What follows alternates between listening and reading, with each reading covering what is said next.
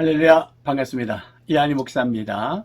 여러분, 오늘도 행복하게, 오늘도 건강하게, 오늘도 주 안에서 승리하는 하루의 삶이 되시기를 주님의 이름으로 축복합니다. 출애굽기 20장 17절 말씀입니다. 내 이웃의 집을 탐내지 말라. 내 이웃의 아내나 그의 남종이나 그의 여종이나 그의 소나 그의 나귀나 무릇 내 이웃의 소유를 탐내지 말라. 오늘 말씀 비교급 인생이 아니라 최상급 인생으로 살자. 여러분, 비교급 인생으로 살지 말고 최상급 인생으로 살려면 어떻게 해야 할까요? 라는 질문을 가지고 오늘 말씀 묵상하고자 합니다.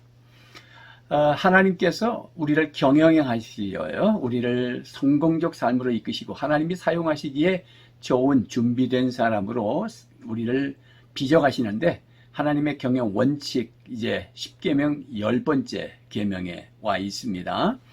오늘 말씀해 보니까 무릇 내 이웃의 소유를 탐내지 말라. 이게 마지막 부분에 그 무릇이라고 하는 말, 이 말이 성경에 보면 자주 들어 있습니다. 영어 성경으로 보니까 anything 그랬어요. 그러니까 모두가 다 그런 뜻입니다. 히브리 말로 call이라는 말인데요. 이것은 다, everything, anything, 모두 뭐 그런 뜻이에요. 그러니까 여기에 열거되어 있는 내 이웃의 아내, 그의 남종, 그의 여종, 그의 소나 그의 나귀나 그리고 등등등 모든 것 무릇 그런 말이에요. 그러니까 그게 국한되지 않는 내 것이 아닌 다른 것에 욕심을 부리고 탐내는 것은 다 죄다 그런 말이죠. 여러분, 우리가 욕심이 있다는 것 자체는 뭐 나쁜 건 아니에요. 우리에게 그런 어떤 욕구가 있다는 것은 건강한 거예요. 몸이 아프고 나이가 늙고 날씨는 덥고 코로나 위기에 방 안에 갇혀 있으면 우울증이 생기고 사람도 싫고 아주 아무것도 하고 싫다. 이거 건강하지 못한 거지요. 만약에 젊은 사람들이 그러면 큰일 나는 거잖아요. 아직 할 일이 많은데. 또 연세가 많아도 마찬가지예요. 인생은 70부터라고 그러지 않습니까? 그러니까 어떤 욕구가 있다는 것은 건강한 거예요. 근데 그 욕구를 잘못 사용하면 그것이 강하게 욕구가 생겨서 탐욕이 되면 그게 문제가 되는 거예요. 그래서 왜 우리는 탐욕을 부리면 안 되는 걸까라는 질문을 먼저 던져보겠습니다. 왜 그러냐면 탐욕은 죄의 근원이기 때문에 그래요. 탐욕은. 욕심 자체는 문제가 없는데 그 욕심에 너무 지나친 강한 욕구를 가지면 거기서부터 죄가 시작된다. 제가 늘 앞에서 말씀드렸듯이 10계명이 다 연결된다고 말씀을 드렸어요. 탐욕이 강하면 부모님을 부모님을 공경하고 하는 것이 아니라 부모 재산에 탐을 내겠죠. 그러니까 불효가 되는 거잖아요. 자, 탐욕으로 어떻게 되죠? 결국은 살인하게 되죠. 미워하고 또 살인까지 가는 거잖아요. 탐욕으로 탐심이 많으면 어떻게 돼요? 거짓말하게 되는 거잖아요. 그래서 뭐 과잉선전하고 또 물건을 팔 때 거짓말하면서 아주 이건 제대로 얼마 이득 안 남기고 본전으로 되는 겁니다. 이렇게. 그러니까 도둑질하는 것이 되면서 거짓말도 되면서 탐심이 죄의 근원이 되는 거예요. 그러니까 탐욕으로 모든 것이 문제가 생깁니다. 간음, 음란한 여기 보니까 내 이웃의 아내를 소유를 내 이웃의 아내를 탐내지 말라. 이거 말씀 같은 얘기죠. 그러니까 7계명에 해당되는 것과 연결된 거예요.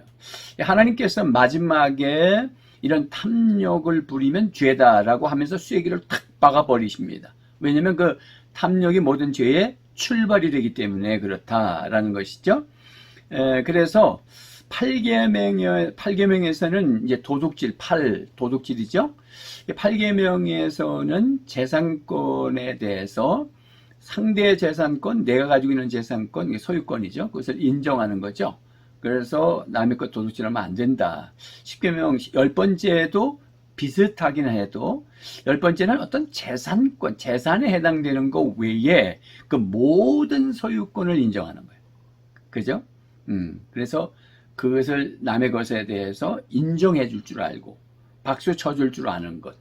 내 것은 소중하고 내가 가진 것이 하나님이 주신 거니까 감사할 줄 알고. 요것이 10번째 계명이에요. 예. 자, 그래서 일단 왜 탐욕을 부리면 안 되냐? 그 탐심, 탐욕은 결국은 죄의 근원이 되고 출발이 되기 때문에, 두 번째는 탐욕은 마귀의 도구가 되기 때문에 그래요. 야고보서 1장 14절 15절 말씀해 보면 오직 각 사람이 시험을 받는 것은 자기 욕심에 끌려 미혹됨이니 욕심이 잉태한 즉 죄를 낳고 죄가 장성한 즉 사망을 낳느니라. 그렇게 말씀하고 있죠. 여기 오직 각 사람이, 모든 사람들이 시험을 받는, 시험 받는단 말은 유혹받는다, 미혹받는다. 영어 성의 temptation이에요. 성경에 시험이라고 한글로 번역된 것이 크게 두 가지로 번역이 되어 있는데, 이제 시험이라고 되어 있지만 하나는 하나님이 주시는 시련, trial, 이렇게 영어 성경에는 좀 구분이 되어 있어요. 우리는 그냥 시험이지만, 또 한 가지가 temptation, 마귀가 주는 유혹이에요. 여기서는 마귀가 주는 유혹이에요. 그러니까 각 사람이 유혹을 받는 것은 자기 욕심에 끌려 미혹된다. 욕심에다가 마귀가 들어오면 미혹받는 거죠. 그러니까 지나친 욕심을 가지면 마귀가 틈타는 거예요. 그러면 죄를 짓죠. 그러면 그것을 탐욕이 되는 거죠. 그래서 그 욕심이 잉태한 즉, 잉태하면 어떻게 되죠? 사람이 아기를 잉태하면 언젠가 낳죠. 그가 자라가죠. 근데 그렇게 표현한 거예요. 사람이 욕심을 잉태하면 뭐를 낳는다? 죄를 낳아요. 그러면 죄가 자라가면 결국 어떻게 되냐? 그것이 내가 사망을 낳는다. 망한다. 그 말이잖아요. 자, 그래서 이 욕심이 마귀가 틈을 타게 되고, 그래서 탐심, 탐욕이 나중에 사망을 낳게 되니까, 그래서 탐심은 안 된다. 그래서 세 번째는 탐욕은 우상 숭배이기 때문에, 그래서 탐심이 안 돼요. 탐욕이 안 돼요. 그죠? 우상 숭배라.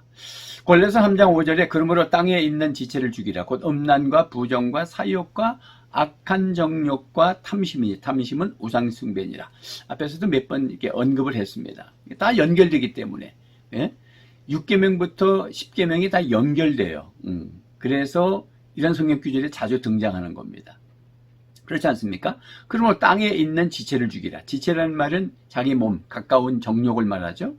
곧 음란과 부정과 사욕, 사리사욕과 악한 정욕과 탐심이니, 탐심은 우상숭배. 이게 딱 연결되어 있죠. 그죠? 5계명에서 10계명이 다 연결되어 있습니다. 우상숭배다. 탐심이 우상숭배다. 탐심, 그러니까 마음에 욕심을 채운 것이 탐심이잖아요. 마음에 뭘 채워야 되는데? 사실은 하나님을 채워야 되잖아요. 그런데 마음에 욕심을 채웠기 때문에 우상숭배가 되는 것이죠. 내 마음에 하나님을 숭배하고 하나님을 채워야 되는데, 그러니까 망할 수밖에 없겠죠. 우상숭배니까. 우리 예수님께서도 마태복음 22장 37절 38절 우리가 잘 아는 말씀이죠. 예수께서 이르시되 내 마음을 다하고 목숨을 다하고 뜻을 다하여 주 너의 하나님을 사랑하라 하셨으니 이것이 크고 첫째 되는 계명이요. 그러니까 1계명에서 4계명까지 하나님의 신적 관계에 있는 그 하나님을 내 마음에 먼저 채워야 된다 하는 거예요. 이걸 먼저 채우지 아니하면 여기에 뭐가 들어온다? 탐심이 채워지면 우상숭배죠. 하나님을 채워서 하나님을 경배해야 되는데 물질을 채우고 욕심을 채워서 그것을 숭배하니까 우상숭배가 되고 결국 망하게 되겠죠. 그래서 네 번째는 탐심은 왜 안 되느냐? 결국 망하는 것이기 때문이다. 제가 이 망한단 말을 앞에 계명에서 자주 했어요. 왜냐면 다 연결되는 거니까. 욕심이 마귀가 도구가 되고 또 탐심이 우상숭배가 되고 그러면 결국은 망하죠. 그래서 욕심이 과하면 도박을 하잖아요. 정상적으로 돈 버는 것이 아니라 도박을 해서 한 건 한다는 생각, 투기하는 거, 또 이자를 좀 많이 주는 데다가 투자하는 거, 이러다 보면 자산을 또 잃어버리기도 하잖아요. 원금도 잃어버리고. 그래서 욕심이 그런 걸 공부하면서 적당한 투자는 할 수 있어요. 증권도 공부하면서 적당한 투자는 할 수 있어도 투기하면 망하잖아요. 그래서 그런 것을 조심해야 되는 거죠. 하나님보다 더 좋아하는 거 절제해야 되겠죠. 그러면 어떻게 하면 탐욕에서 자유로울 수 있을까? 항상 대안을 제시하는 게 중요한 것 같아요. 대안이 뭘까? 대안이. 그래서 제가 십계명을 쭉 강의하면서 항상 대안을 말씀을 드렸습니다. 자, 그럼 마지막 10번째 계명에도 그러면 탐욕에서 자유로울 수 있으려면 어떻게 해야 되냐?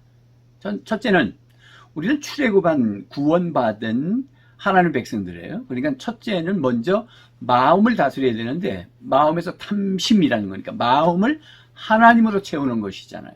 그러면 이기는 거예요. 그 다음서부터 출발이 되는 거예요. 먼저 마음에 하나님을 두셔야 됩니다. 그건 끊임없는 영적 전쟁이에요. 베드로 후서 2장 14절을 세 번역으로 보겠습니다. 그들의 눈에는 간음할 상대자들밖에 보이지 않습니다. 그들은 죄를 짓기를 그치지 않습니다. 그들은 들뜬 영혼들을 유혹하며 그들의 마음은 탐욕을 채우는 데에 익숙합니다.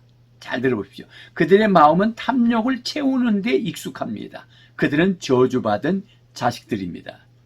우리하고 관계없는 그들이란 말은 믿지 않는 자들을 얘기하잖아요. 그런데 이방인들을 말하는 거예요. 자연인들. 근데 우리도 거듭났지만 하나님의 자녀들이지만 이런 유혹이 있거든요. 그러니까 마음의 탐욕을 채우는 자들인데 그게 익숙하고 그렇게 늘 산다는 거잖아요. 이방인들은. 근데 우리가 그러면 안 된다는 거예요. 그러니까 우리는 그 마음에 뭘 채워야 된다? 하나님을 채워야 된다. 야고보서 1장 21절 말씀에 보면 그러므로 모든 더러운 것과 넘치는 악을 내버리고 너의 영혼을 능히 구원할 바 마음에 심어진 말씀을 온유함으로 받으라. 마음에 심어진 말씀, 하나님의 말씀이죠. 자, 여기서 힌트를 얻습니다. 우리가 하나님을 채우는 게 뭘까? 그것은 하나님의 말씀을 채우는 거예요. 그래서 내 영혼을 능히 구원할 바 마음에 심어진 말씀을 온유함으로 받아. 이미 하나님 말씀을 내 마음에 채우는데 받는 건 뭘까? 그것을 다시 떠올리고 그것을 붙잡고 그것을 신뢰하고 그것을 믿는 것이죠. 여러분, 출애굽해가지고 하나님이 이스라엘 백성들을 인도해 내시죠. 그래서 홍해로 광야로 시내산으로 끌고 오셨어요. 그 목적이 뭘까요? 지금 시내산에서 십계명을 받는 거예요. 하나님의 의도가 뭐냐면 저 애굽에서 지금 계속 강조하고 있습니다. 제가 이 출애굽을 알면 인생이 보인다는 관점에서 지금 보고 있는 거잖아요. 그러니까 애굽에 있어서 430년 동안 노예 생활했던 노예를 그냥 예수 믿고 구원받는 백성으로 만들고자 하는 게 아니에요. 여기서 많은 오해가 있어요. 우리 크리스찬들이. 우리 크리스찬들은 그 누구라도 유무식을 물론하고 남녀노소 뭐 누구라도 하나님 앞에 쓰임 받습니다. 반드시 쓰이시고 사용하시고 그리고 하나님의 나라 천국 미래 천국으로 들어가서 상 받고 영생을 누리는 거예요. 이 관점을 놓치면 안 돼요. 어떤 성경을 봐도 다 마찬가지입니다. 그래서 출애굽을 알면 인생이 보이고요. 출애굽기를 알면 인생이 보이시고 출애굽기를 알면 성경 전체를 꿰뚫어 볼 수 있는 눈이 열려요. 그런 관점으로 보는 거예요. 자, 그래서 하나님께서 노예를 끌고 나오셔서 이제 구원시키죠. 출애굽 12장에 건져내고가 어린 양의 피로 구원하시고 홍해는 고린도전서 10장에서 바울 사도가 세례를 받거든요. 세례는 뭐예요? 이제 내가 죽고 주님이 사는 거잖아요. 이제 그렇게 살겠다고 각오하고 그게 주인 좋지 않은 거. 바로가 주인인지 하나님이 주인인 거잖아요. 반복하는 거예요. 그렇지만 짧게 해야 됩니다. 왜냐면 이 오늘 말씀 또 길어지면 안 되니까. 근데 복습이 필요하잖아요. 그리고 광야로 가요. 5대 광야.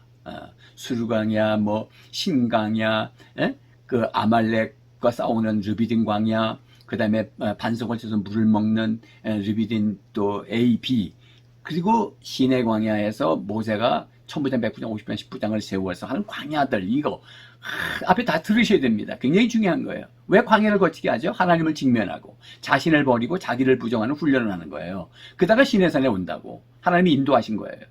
인도하셔서 시내산을 말씀이에요. 이런 말씀이 있어야 하나님의 생각을 알지요. 우리가 사상, 주체사상, 종북사상, 사상이라 그러잖아요. 사상이 중요해요. 신천지 사상.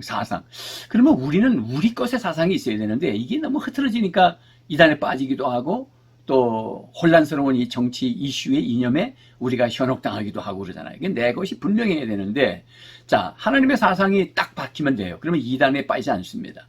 죄를 짓지 않는다고요. 사상자들 있잖아요. 전향하지 않는 사상. 우리는 예수 믿어서 하나님의 사상으로 세상으로 전향되지 않고 자연인으로 전향되지 않고 마귀에게 전향하지 않는단 말이에요. 그죠? 사상. 그래서 하나님이 신의 산에서 말씀 주는 거예요. 말씀을 주는 거예요. 말씀을 주는데 풍부지막이 주는 게 아니라 10가지의 경영 원칙을 주셨단 말이에요. 그게 십계명이에요. 그러니까 제가 십계명을 그냥 지나가려고 하다가 구체적으로 보는 이유는 먼저 제가 적용하려고, 제가 살려고, 나도 형편없는 사람이었구나 하는 걸 알려고. 그러니까 십계명의 원리를 보니까 십계명이 모든 성경에 펼쳐져 있어요. 여러분, 성경 어디를 읽어도 십계명으로 다 적용되는 것들이에요. 그래서 제가 출애굽기 21장, 22장, 23장, 24장까지가 인도하여야 하거든. 거기 보면은 다 십계명에 해당되는 이야기들이에요. 그래서 사실은 그냥 넘어갈 거예요. 그 구체를 할 필요 없으면 십계명을 제가 깊이 봤으니까. 그 다음에 이제 25장에서 40장까지가 데려가려 하는 성막 얘기거든요. 이제 성막 얘기부터 이제 할 거예요. 물론 고르기 전에 제가 다음 시간에는 뭔가 하나 터뜨리고 갑니다. 그거 기대해 보세요. 다음 시간을. 어쨌든 간에 하나님께서는 하나님의 사상, 하나님의 가치관, 하나님의 DNA, 하나님의 가치관, 하나님의 비전, 하나님의 꿈을 알려면 하나님 말씀이 내 마음에 들어있어야 되는 거예요. 하나님의 꿈을 가진 사람들이 어떻게 남의 것에 대해서 살인하고 거짓말하고 도둑질하고 간음하고 이렇게 했어요. 그러니까 하나님의 마지막 쇠기를 10번째 계명을 탐심은 죄야, 탐심은 우상숭배야, 탐심은 마귀에게 붙잡힌 거야, 탐심하면 망해, 이렇게 했단 말이에요. 그러니까 내가 그것을 자유하려면, 안 하려면 내 마음 안에 뭘 채워야 된다? 말씀을 채우는 것이다. 그것이 하나님을 채우는 것이다. 예. 그러니까 말씀이 들으면 믿음이 생기잖아요. 그 믿음이 뭐예요? 로마서 10장 17절에 그러므로 믿음은 들음에서 나며 들음은 그리스도의 말씀으로 말미암느니라. 그러니까 아무거나 다 믿음은 다 생겨요. 여러분 어떤 상점에서 도마도 한 상자에 얼마, 저쪽에는 똑같은 제품인데 더 싸다. 그러면 그걸 들으면 믿음이 생겨서 거기 가서 사잖아요. 그러니까 믿음이라는 건, 신뢰라는 것은 어떤 정보를 들으면 다 믿음이 생기는 거예요. 근데 그 도마도 한 상자가 싸면 얼마나 싸겠어요? 그건 죽고 사는 문제가 아니잖아요. 죽고 사는 문제가 말씀이거든요. 그러니까 말씀을 들어서 믿음을 키워야 돼요. 믿음은 하나님에 대한 신뢰거든요. 이 코로나 시대에 우리가 진짜 내가 불감당인 게 있거든요. 죄 문제, 내가 어떻게 죄를 이길 수 있습니까? 내가 어떻게 마귀의 유혹을 이길 수 있습니까? 그죠? 내가 어떻게 질병을 고칠 수 있습니까? 의사가 다 고칩니까? 코로나 종식됩니까? 이런 질문들. 하나님 하셔야 되는 거잖아요. 그러니까 하나님을 신뢰하는 게 중요한 거예요. 그러니까 하나님을 신뢰하는 게, 말씀이 들으면 하나님이 신뢰가 돼요. 하나님을 믿게 되는 거예요. 그러니까 내가 자유하고 내가 행복할 수 있으려면 어떻게 해야 돼요? 일단 욕심이 과하면 행복하지 않거든요. 자꾸 비교하니까. 비교하는데 비교급 인생이 행복합니까? 남이 더 좋은 것 같고, 남의 아내가 더 이쁜 것 같고, 남의 남편이 더 멋있는 것 같고, 남의 자식들이 더 똑똑한 것 같고, 이렇게 자꾸 비교하면 어떻게 나는 불만이 생기고, 그건 행복하지 않아요. 자, 그러면 우리가 첫째 마음에다 하나님을 채우고 말씀을 채워야 된다고 그랬는데, 그러면 어떻게 해야 돼요? 결단하셔야 되는 거예요. 행복하고는 싶은데, 자유하고는 싶은데, 여전히 스마트폰, 인터넷, 게임, 그 다음에 스포츠, 이런 거나 보다가 잠들고, 말씀하고 아무 관계도 없는데, 크리스찬 얘기예요. 자연인, 저 이방인들이야, 당연히 그러죠. 우리가 하나님의 사상으로, 말씀으로 들어와야 할 사람이 뭔가 변화되기를 원한다면, 자신을 살펴보세요. 그 자리에서는 변화될 수 없어요. 그 모습에서는 변화될 수 없어요. 그 모습에서는 성공할 수 없어요. 그 모습에서는 쓰임받을 수 없어요. 그거 내가 화살표가 올라가는 반응이 있어야 된다고 그랬잖아요. 하나님 위에서부터 내려오는 은혜가 있으면 내가 진리로 반응해야 된다고요. 예수 믿으면 저절로 잘 되는 그건 미신이에요. 그게 미신입니다. 그건 잡종교입니다. 그렇지 않습니다. 내가 반응해야 해요. 결단하셔야 됩니다. 자, 세 번역으로 보십시오. 히브리서 13장 5절에 돈을 사랑함이 없이 살아야 하고 지금 가지고 있는 것으로 만족해야 합니다. 주님께서 친히 말씀하시기를 내가 결코 너를 떠나지도 않고 버리지도 않겠다 하셨습니다. 왜 돈 얘기와 하나님이 떠나지 않는다, 너를 떠나지 않는 말이 같이 있습니까? 하나님 신뢰하라는 거예요. 왜 우리가 자꾸 이웃에 기웃거립니까? 다른 게 더 좋아 보이는 겁니까? 하나님이 내게 주신 거에서 만족이 없기 때문에 그래요. 그러니까 지금 말씀이 돈을 사랑하고 재물을 사랑하고 이웃 것을 자꾸 사랑한다는 것은 하나님이 나하고 함께 하시고 내가 너를 지켜주신다는 신뢰가 없기 때문이잖아요. 그러니까 자유할 수 있는 방법은 내 안에 말씀을 채우라는 거예요. 그럼 하나님 신뢰가 생기고 믿음이 생긴다. 제가 이 말씀을 지금 논리적으로 말씀드리는 거예요. 여러분 설득하는 거예요. 힘이 생기지 않습니까? 하나님이 여러분을 지켜준다잖아. 예. 하나님을 신뢰하십시오. 하나님 살아계십니다. 예. 자, 두 번째, 그리고 나면 두 번째, 하나님을 채우고 나서 믿음이 생기면 그때 내 욕심을 십자가에 못 박는다. 이런 말이 이해가 되는 거예요. 예? 성경이 있잖아요. 갈라디아서 2장 20절에 내가 그리스도와 함께 십자가에 못 박혔나니 그러니 이제는 내가 사는 것이 아니요 오직 내 안에 그리스도께서 사시는 것이라. 이제 내가 육체 가운데 사는 것은 나를 사랑하사 나를 위하여 자기 자신을 버리신 하나님의 아들을 믿는 믿음 안에서 사는 것이니라. 참 쉬운 것 같으면서도 어려운 말씀이지만 그냥 간단하게 말씀드릴게요. 자, 봐요. 내가 그리스도와 함께 십자가에 못 박혀 죽어버리면 내 안에 그리스도가 산다는 거예요. 내가 죽으면 그리스도가 사는 것이고 내가 살면 그리스도께서 역사하지 않는다는 말을 간단하게 그렇게 한 거예요. 자, 그러면 내가 죽는다는 말이 뭘까? 내가 십자가에 못 박혀 죽는다. 멀쩡히 살고 있는데 십자가에 매달려 죽는다. 그런 말이 아니잖아요. 그러니까 내 탐심, 내 욕심, 내 마음에 잘못된 욕심으로 채운 것들을 다 비우는 걸 죽는다는 거예요. 그건 자기 부정을 말하는 거예요. 그러면 다른 종교에서 그런 얘기 한단 말이에요. 무소유. 욕심을 가지지 않는 무소유 얘기하잖아요. 우리는 무소유를 얘기하는 게 아니에요. 소유를 가져야 다른 사람을 살리죠. 그러나 남의 것을 욕심을 부리거나 도적질은 하지 말라는 거예요. 그런 뜻이에요. 그러니까 다른 종교에서는 아예 무소유를, 여러분 다 무소유하면 경제가 돌아갑니까? 그냥 수도할 때 잠깐의 비움을 얘기하는 거죠. 그러나 우리는 욕심을 비우라는 거예요. 죄를 비우라는 거예요. 남의 것을 훔치고 사는 음란을 비우라는 거예요. 그 얘기지 소유를 갖지 말라 이런 말이 아닙니다. 기독교는 철저히 갖는 거예요. 그러나 남의 것을 빼앗으면서 가지라는 말은 아니에요. 예, 그걸 정확하게 아셔야 됩니다. 우리는 무소유가 아닙니다. 그렇지만 무소유가 있어. 어떤 것? 죄에 대한 무소유, 탐욕에 대한 무소유, 남의 것에 대한 탐심의 무소유. 이해하시겠어요? 제가 아주 흥분을 좀 했어요. 예, 깝깝하니까. 갈라디아서 5장 24절에 뭐래요? 그리스도 예수의 사람들은 육체와 함께 그 정욕과 탐심을 십자가에 못 박았느니라. 이게 참 이해가 안 되죠. 앞에서 마음의 말씀으로 채우고 하나님을 채우고 나면 사실은 욕심이 없어져요. 십자가에 못 박는단 말이 무슨 말이에요? 그러니까 나를 십자가는 항상 부정하는 거야. 죽는 걸 이런 걸 얘기하는 거예요. 그러니까 내가 탐심이 생기고 욕심이 생기고 남의 것이 더 커 보이고 난 불만이 생기고 하는 것들은 욕심이 많아서 그런 거거든요. 그것을 죽일 수 있는 방법은 나한테 없어요. 불가능해요. 내가 죽을 수 있어요. 안 돼요. 그러니까 먼저 우린 거듭난 크리스찬들에게 지금 이거 설교하는 거잖아요. 이방인들은 무슨 말인지 몰라요. 우리가 마음에 하나님을 모시고 말씀으로 채우고 나면 그 다음엔 내가 죽을 수 있어요. 부정이 돼요. 아니요. 된다고요. 탐욕이 사라져요. 그래서 자유해요. 행복해지는 거예요.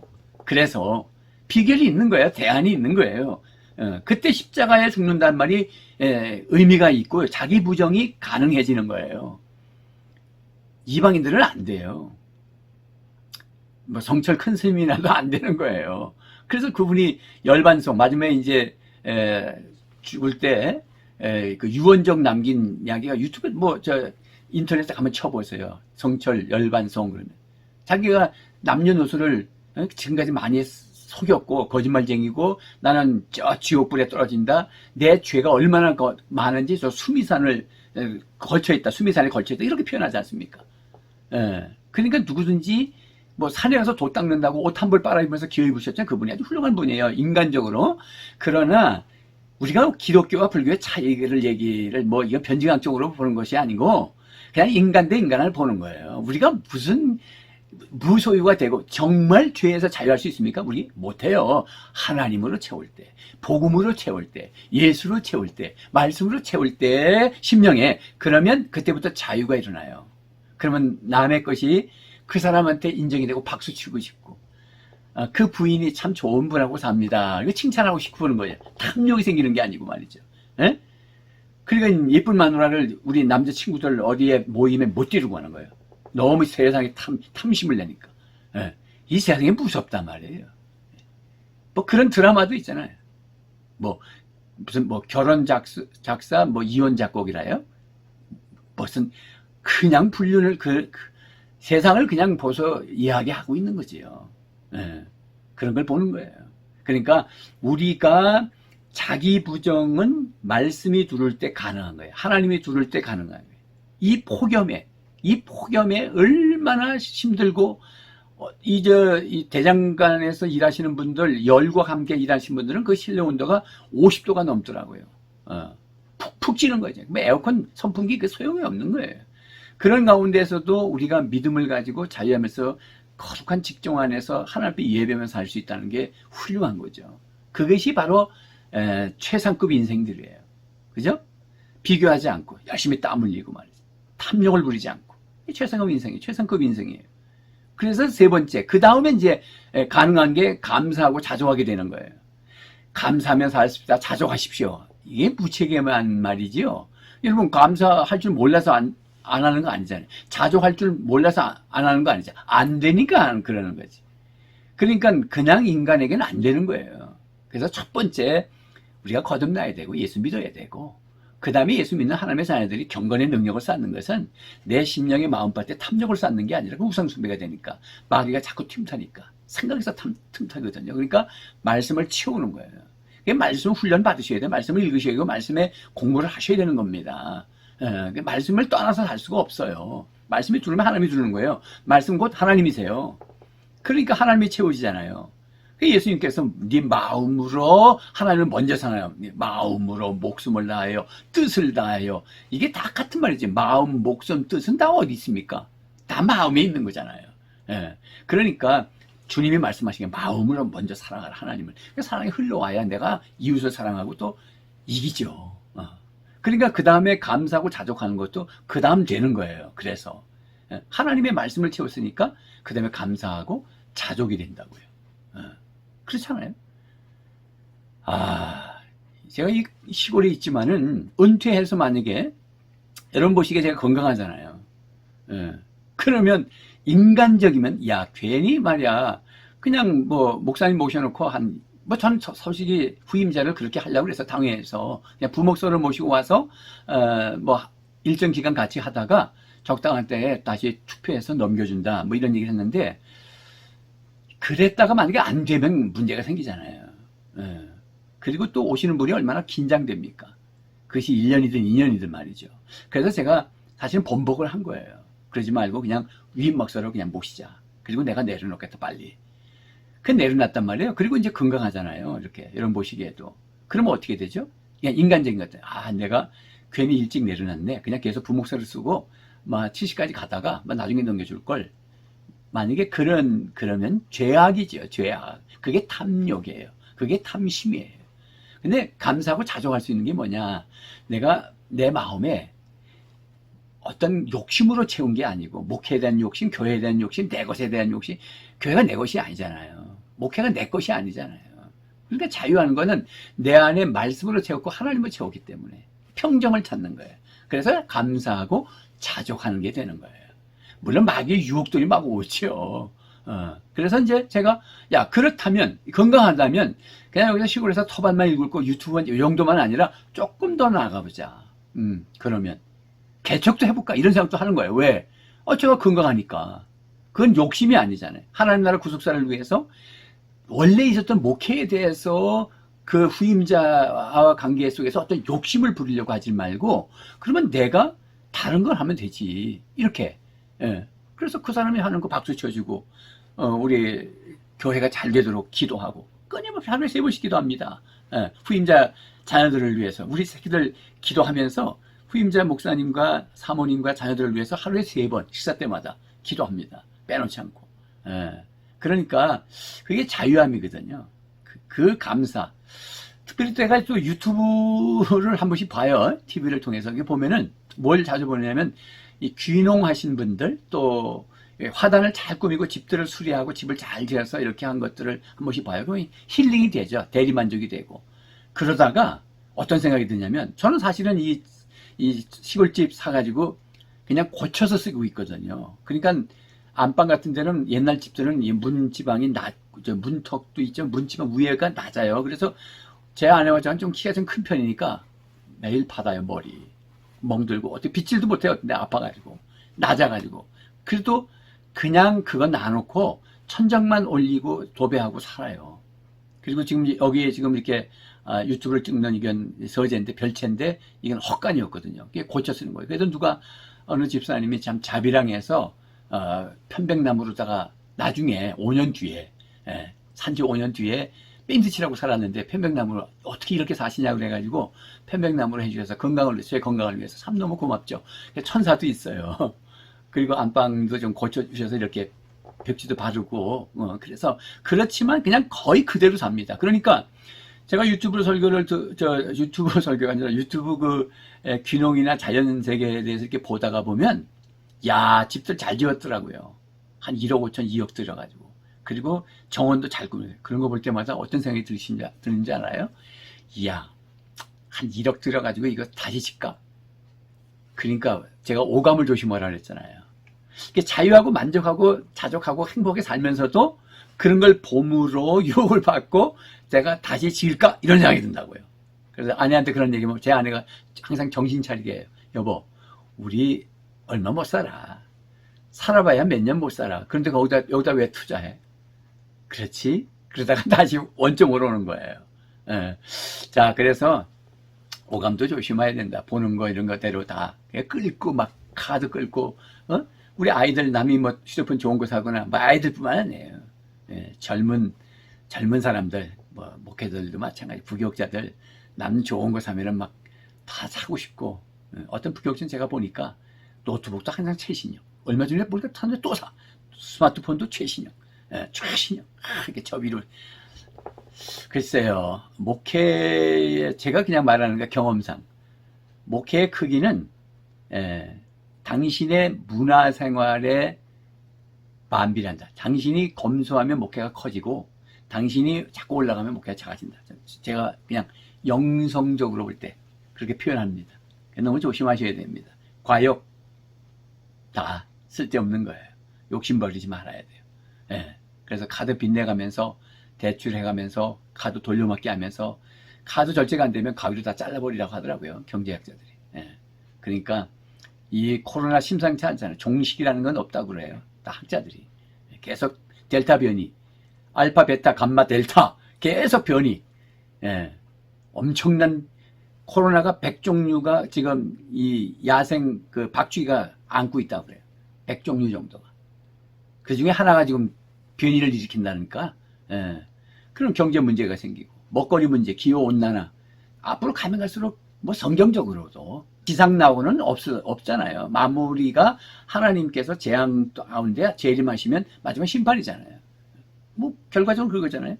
비관론이 아니라 우리가 그렇게 보는 거예요. 연력학 3법칙, 연력학 2법칙. 질서가 무너지는 거잖아요. 뭐 과학도 그래요. 계속 태양이 불타고 계세요. 태양은 불타는 거잖아요, 저거. 언제까지만 탈 거예요? 헬륨 가스가 다 타면 없어지는 거잖아요. 당연한 거잖아요. 그럼 인류 멸망하는 거죠. 그게 예수님 재림이에요. 그러니까 지금 경제적으로 볼 때는 여러 가지 그러니까 우리 젊은이들이나 우리 목사님들도 뭐 저도 가끔 유튜브 근데 목회 현장에 있으면은 바빠서 책도 잘 읽을 시간도 없고 성경도 읽을 시간도 없고 유튜브 강의 듣는 것도 어렵습니다. 자, 그럴 때는 어디 가실 때 이제 소리로 유튜브 동영상 보면 운전하는데 지장이 있으시니까 소리로 들으면서 그때 강의를 들으세요. 미래에 관계된 거. 우리 젊은이들도. 그래서 얼마나 미래의 업종들이 얼마나 없어지고 앞으로 할 게 뭔지를 또 미리 보고 목사님들도 미리 공부하시는 거죠. 이게 은퇴하고 나니까 책 읽을 시간 많지 그럼 유튜브 강의 들을 시간 많지 그러니까 뭔가 말하고 싶은 게 많은 거예요. 그러니까 자꾸 오늘도 조금 길어져요. 오늘도 길어져요. 처음에 시작은 15분 하려고 했는 건데 처음에 24분 하다가 지금 30분 40분씩 돼버리네. 그러다가 한 주에 4번 찍다가 사실은 2번으로 줄여서요. 그러니까 한 30분씩 하려고 하는 겁니다. 어쨌든 그래서 마지막에는 자 우리 비교급으로 살지 말고 최상급 인생으로 살자. 오늘 제목이잖아요. 비교급을 자꾸 비교하면서 그 상대적 박탈감 어떤 분이 자기가 다 팔면 3억인데도 애들하고 자살했잖아요. 뉴스에 보니까. 서울에 살면서. 다 팔면 3억인 있는데도. 그러니까 상대적 박탈감 때문에 자살하는 거잖아요. 그러니까 비교급 인생은 망하고 결국은 쩔쩔해지고 불행해지는 거예요. 만족이 없으니까 행복하지 않는 거예요. 행복은 마음에 있잖아요. 영에 있잖아요. 그러니까 최상급, 우린 최상급에 왜? 하나님의 자녀잖아요. 하나님 우리 아버지잖아요. 아까 말씀해보면 하나님이 내가 너를 책임져 주겠다고 하잖아요. 또 뭐 마태복음 6장 가도 그날과 그 의를 구하라. 그러면 이 모든 너에게 더하시리라. 염려하지 말고 앞에 6장의 문맥은 뭐예요? 무엇을 먹을까, 무엇을 마실까, 무엇을 입을까. 다 하나님이 약속이잖아요. 그러니까 우리는 최상급 인생을 살 수 있음에도 불구하고 자꾸 비교급 인생을 살면 불행하는 거예요. 우리 최상급 인생을 살자. 그러면 최상급 인생으로 살 때의 정신적 구조. 항상 내가 누구냐, 정체성, 자화상, 건강한 자화상, 자존감. 하나님과 관계에 있어서 자기를 보는 거예요. 일반적 인문학 강의가 아니고. 하나님은 빼고 자존감? 그건 무슨 자존감이에요, 그거. 하나님 안에서. 하나님을 내가 채울 때. 그리고 나서 이웃이 잘 되는 거 박수 칠 수 있어요. 최상급 인생이에요. 배 아프고 시기가 나고 질투하고 탐심. 그게 죄잖아요. 그러니까 이웃이 좋은 거 가지면 박수 칠 수 있고, 이웃 아이가 잘 됐다 그러면 박수 칠 수 있는 것, 축하해 줄 수 있는 것. 그게 최상급 인생이에요. 그 다음에가 이제 또 두 번째 더 나아가서는 우리가 나누는 얘기 계속 하고 있습니다. 왜냐면 지금 하나님 나라 구속사의 완성은 이 땅에 하나님 나라를 세우는 것이고, 하나님 나라를 세우기 위해서는 저 사람을 살려내는 거예요. 그게 기독교의 정신이고 스피릿이고, 그게 선식과 킹십이고, 그게 하나님의 대항자요, 그게 장자권이요, 그게 왕 같은 제사장이라고요. 그게 세상으로 보내볼 받은 그리스도의 제자가 제자 도구. 뭐 정리가 됩니까? 이거 우리 정리하셔야 됩니다. 그렇잖아요. 그러면 항상 살리는 얘기가 마지막 결론일 수밖에 없어요. 그게 최상급 인생이에요. 어떻게 하면 남을 더 행복해 해줄까? 어떻게 하면 저 사람을 성공시켜 줄까? 그러면 어떻게 되죠? 나도 성공하는 거기 때문에 그래요.